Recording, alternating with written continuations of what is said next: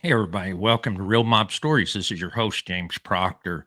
And today we're going to take a peek at the interview that is actually still going on at the moment of this recording of John Gotti Jr.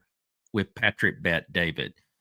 It was announced yesterday. We put up the short, mention it. We weren't sure when this interview was going to take place, but we did know that according to Patrick Bet David yesterday that they had already did the interview and they were trying to put it together. So they premiered it today. So we're going to take a peek at what was said by John Gotti Jr. A lot of people were commenting yesterday that they didn't expect anything new coming out of this, but in my opinion, there are a lot of new things that came out of this. Especially what I found fascinating was the discussion about Sammy Gravano. So we'll actually take a listen at what John Gotti Jr. said. I'll give you my thoughts on it. But before we get started, please do me a favor and hit the like button and consider subscribing to Real Mob Stories with James Proctor. And without further delay, on to our feature presentation. So, yeah, I was a little surprised that we were going to get this interview this quickly, but definitely is interesting. So, just to let everyone know, it's Patrick Bet David. He has the PBD podcast, and I think he's got, I don't know, 3 or 4 million subscribers. So he's definitely really big. He had previously interviewed people like Michael Franzese. He's interviewed Sammy Gravano. They did that sit down a couple of years ago between the two of them out in California. Patrick Bet David is friends with both of them, and I know that Michael is really close to Patrick, and they still do stuff together. And he's got his own company, self-made entrepreneur. I believe he's from Iran originally, but definitely a very charismatic type person. I feel that he interviews people better than let's say like Vlad, for example. But I find it a very fascinating interview. So what I want to do is actually take the part of this interview about Sammy Gravano, and we'll take a listen to it, and we will go from there. Please do me a favor, go over to Patrick Bet David to hear the full interview. It's a 4 hour interview, and it touches a lot of topics. It's definitely, I think personally, maybe a little bit better than the one with Burner, but Burner's was good too. I think that definitely, you know he had John Guy Jr. seems to be willing to bring out stuff and talk about stuff that he hadn't brought up before. So let's go ahead and get started. John should have killed Sammy, quite frankly. Well, that's what Sammy said. He thought he was going to kill him. He should have killed him earlier. He should have killed him. Listen, Sammy was a guy that was green eyes. He was a monster, okay? This is a guy, and he talks about, this is an amazing thing, because when they go in front of the judge, when they're going to get their sentence reduced, all of these cooperators, what they do is they cry and say, I only pulled the trigger one time, including Sammy. He said he only pulled the trigger one time. But now he boasts, 19 kills, I killed 19 people. No, he conspired, he schemed and killed 19 people. Let's get that straight. And including 2 innocent people. Nobody wants to talk about the 2 innocent people. Why? Why don't anybody want to talk about Alan Kaiser, a 16-year-old boy that through mistaken identity, not Louis Miano, Sammy Gravano shot Alan Kaiser in the head. I know this because I've interviewed people in his crew. When Sammy flipped, okay, I brought them into the lawyer's offices and told them, look, guys, open up, be truthful here, because they knew I was their protector. They knew that there was a faction within the group that wanted to kill all of them. Okay, so this was a big reveal in my opinion. So we've always been told. So we're talking about the Alan Kaiser murder in 1977, and just a tragedy, because Alan Kaiser was an innocent 16-year-old kid. He was just in the wrong place at the wrong time. What we've always been told is that that Sammy had gotten beat up a couple of weeks before in some sort of altercation at a at a bar that he owned, and then they were looking for this guy Aldo, and so what ended up happening was he broke his ankle. Supposedly they ganged up on Sammy, broke his ankle. What I've been able to actually prove, before this revelation is that it wasn't, Aldo wasn't a biker. It was always said that a biker gang had beat up Sammy Gravano, and that wasn't the case. Aldo was a big kid.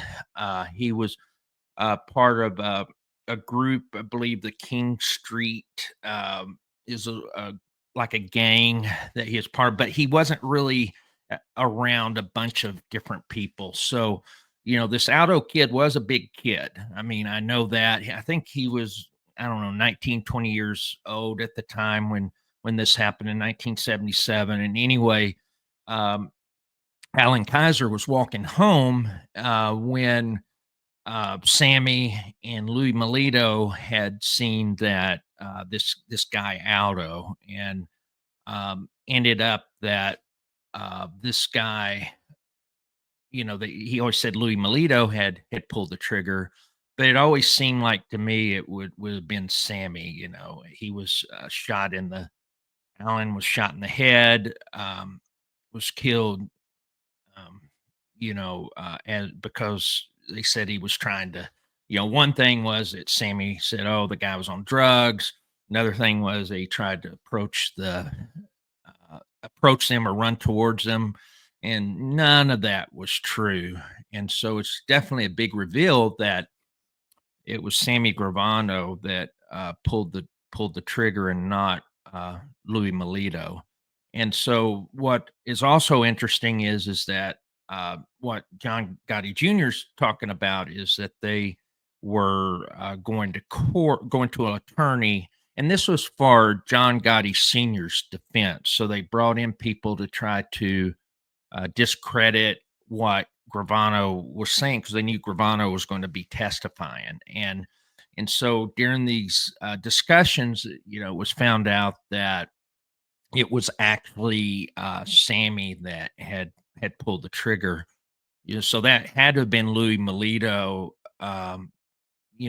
Louis was dead by this point, but there were still people in that crew, and they knew about the problems that Sammy had with Louis Milito. So it was, I guess, common knowledge that it was Sammy that did this. And the other thing was one thing that's interesting. If you look at the John Guy Senior trial, if you look at when they questioned Gravano, a couple of things that was told not to bring up was the murder of Alan Kaiser and also the one of Nicholas Shabeta, his brother-in-law. And the reason for that was that, it would hurt the credibility of Sammy Gravano as a witness. So let's go ahead. Being loyal to Sammy at one time, including Sammy's family. I wouldn't let it happen. There's another cooperator named Mikey Scars DiLeonardo. He knew all the particulars. In fact, I was using Michael to drive them into the city. I trusted Michael. I said, "Michael, they got my word, safe passage." I made him bring them up to my Pocono house. This way they felt comfortable. We hunted together. They were suspicious that maybe I was looking to kill them. We met, we spoke. I said, "Look, nobody's going to harm you guys. Nobody's going to harm you." This is Mikey Scars or no? This is Mikey Scars was close to me, and Michael bringing them in, and I have assured all of Sammy's crew, nobody's going to harm you guys, okay? But I'm keeping you guys, I'm helping you. I'm here, I'm in your corner. John, unless John, that order comes from John, and it never will come from John, you guys are safe. But you have to cooperate here with us. You have to go in and talk to the lawyers. You have to tell us everything about Sammy Gravano. John Gotti met Sammy Gravano for the first time in 1977 when he came out of prison. He met him for the first time. And he only met him doing a couple of nightclubs coming and going, okay? He didn't really know Sammy well enough. He began to know him later on in life, so we need to get all these facts put together. So I established what I call the Eddie Garofalo file, okay? Which was his... Okay, so before we get to the Eddie Garofalo file, that is true that even Sammy's admitted that they didn't know each other that well before, basically they became closer during the preparation of the Paul Castellano hit. And the reason that Sammy was involved in this was they were both friends with Frank DeCicco. So it was really through Frank DeCicco that John Gotti uh, got closer to Sammy Gravano, and Sammy was willing to be part of this, takedown of Paul Castellano and Tommy Bellotti. So let's go ahead and continue. Brother-in-law. Eddie Garofalo was his brother-in-law, his older brother-in-law. And he opened up. And I have all the interview we done. He opened up. We have it all typed up. And he talks about the rift between Sammy Gravano and Louis Milito. And the rift happened because Louis Milito, who was a tough guy, a stand-up guy and a real tough guy in his own right. And Sammy had a problem. Apparently, he had a problem what he thought was some bikers. They roughed him up or whatever. He went and got Louis and came back. And both had guns on them. Sammy says, that's one of them right there. They rolled up on the kid.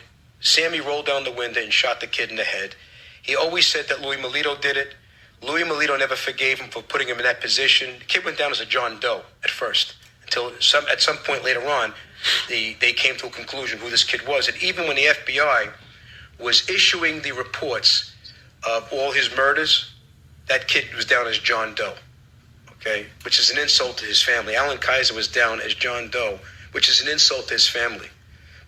Yeah, it definitely is an insult to his family. And that's something that if you look at, even in the Post, I remember when they were listing out all the victims of Sammy Gravano, they had mentioned John Doe, or unknown person as Alan Kaiser. And so, you got to remember that it was in 1977 when Alan Kaiser was killed. And now when Sammy flipped, this was in 1990 and the trial was in 91. And so Alan Kaiser's family, Joy Faraci and them, they didn't know what happened until the FBI actually told them in 13, 14 years later.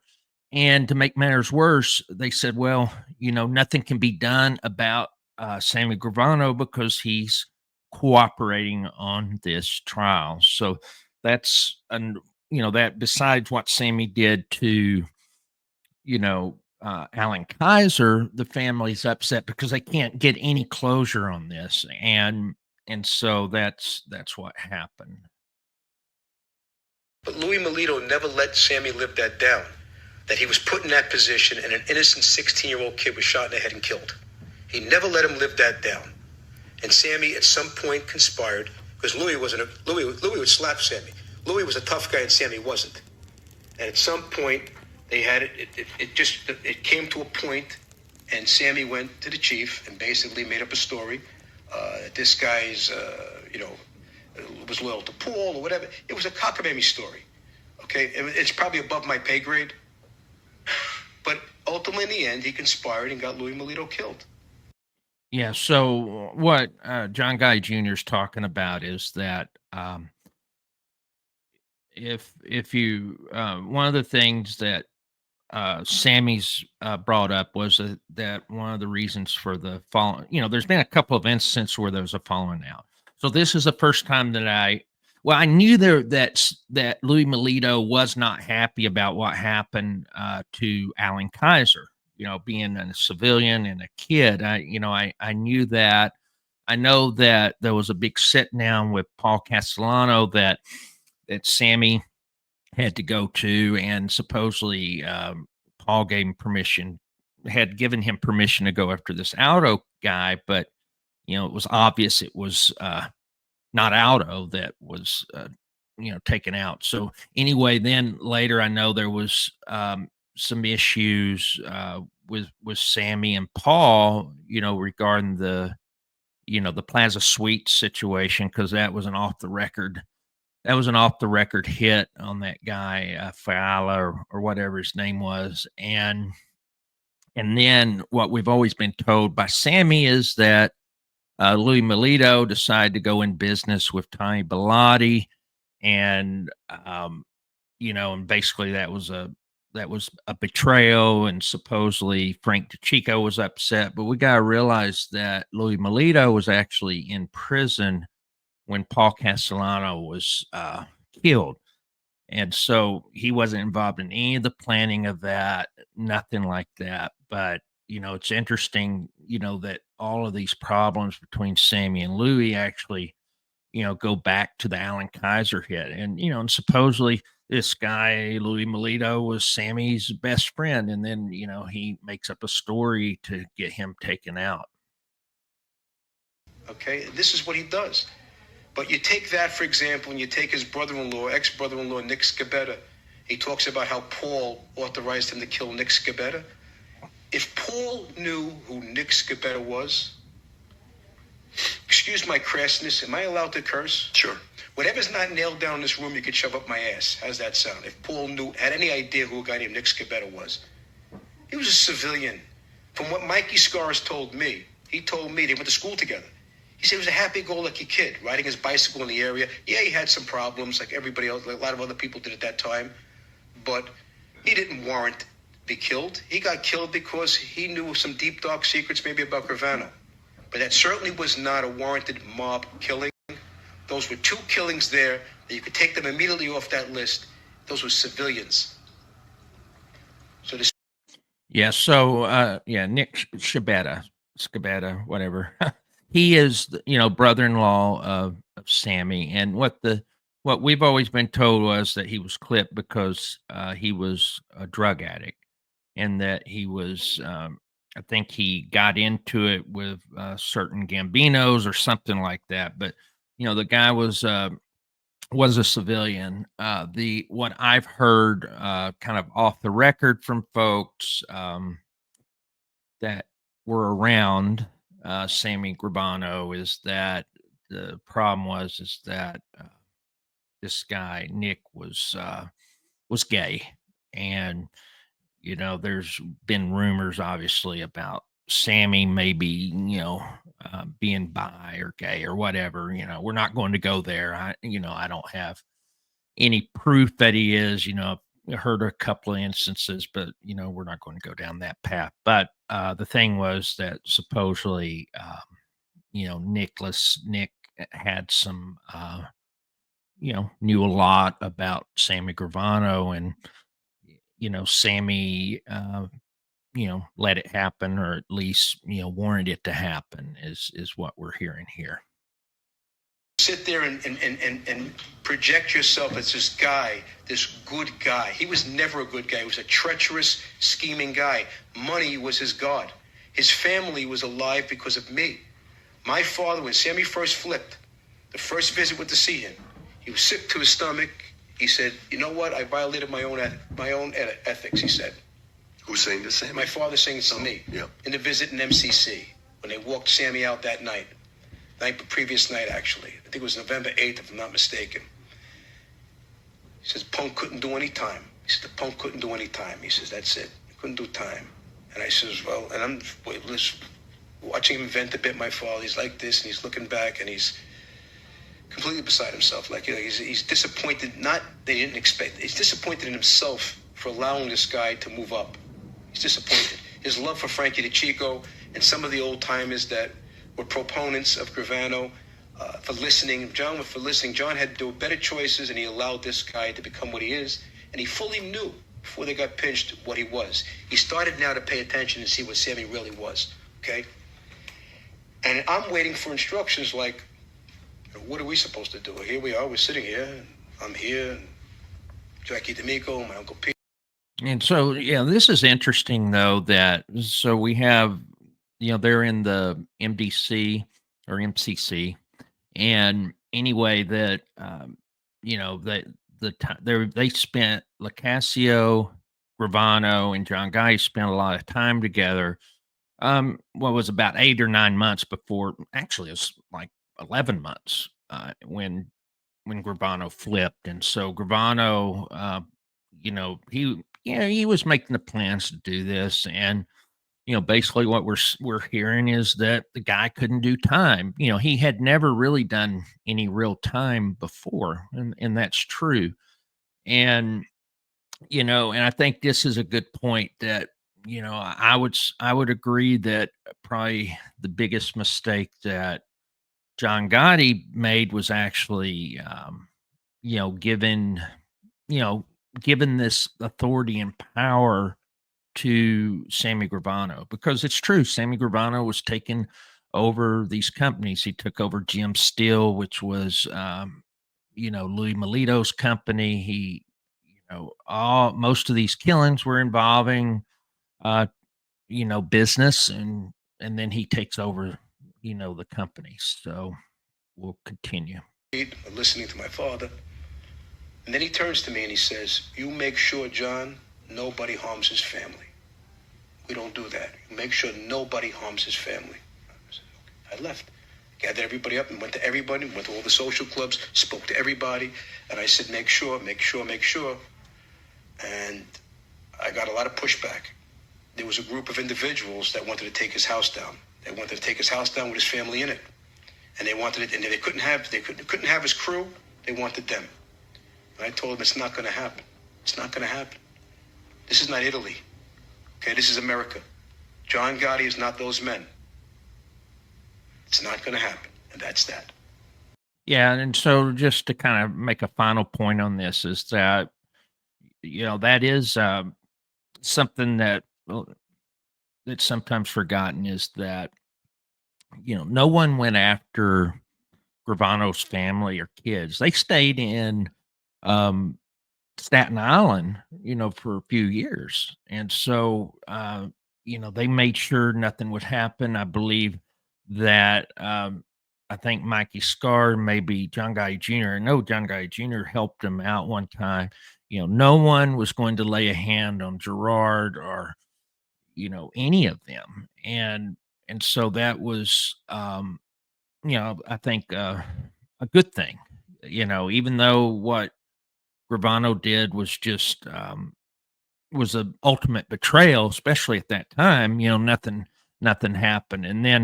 And it is true that, they were very upset with the crew. And, there were a couple of them that had, visited Gravano, in jail before, he flipped. And I believe one of them was Louis Valario. And, they were kind of upset with him.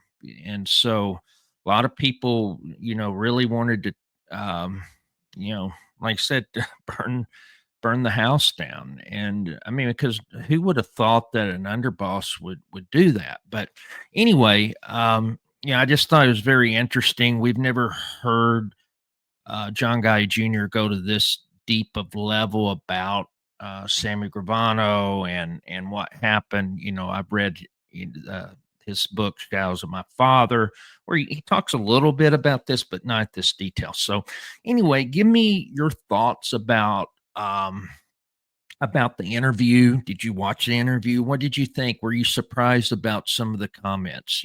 One of the things I was going to mention that they really need to do, at least because this was done as a premiere, and it was just, they really need to manage their chats. You had a couple of really stupid people just, spamming the comments, and, there was no one there to, take care of it. And that's a shame, that especially someone that's got, 3 or 4 million subscribers. He needs to have better control of his chat room, at least have someone in there to do that. But it is what it is. I thought it was, a very revealing interview. So, let me know your thoughts on it, and, love to, have great discussions in the comments. So until next time, take care, stay safe, and God bless you always.